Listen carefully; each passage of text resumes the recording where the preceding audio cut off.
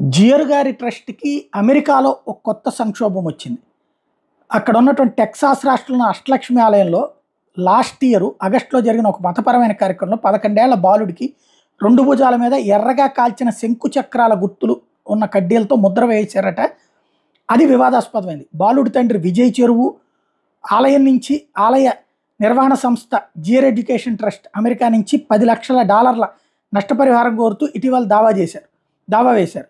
తమ కుమారుడి తన మాజీ భార్య గుడికి తీసుకెళ్లి ముద్ర వేయించడంతో అతడు ఎంతో బాధకు గురయ్యానని కోర్టుకు చెప్పారు. దీనికి తండ్రి అనుమతి లేదని, టెక్సాస్లో తల్లిదండ్రుల అనుమతి ఉన్నా లేకున్నా బాలలకు పచ్చబొట్లు పడడం, కర్రు పెట్టి ముద్ర వేయటం చట్టవిరుద్ధమని విజయ్ తరపున, అంటే అబ్బాయి తండ్రి తరపున న్యాయవాది బ్రాన్ స్టోగ్నర్ ఆలయం మీదన సూట్ వేశారు. ఇప్పుడు మరి అక్కడ కోర్టు ఏం చెప్తుంది అన్నటువంటి చూడాలి.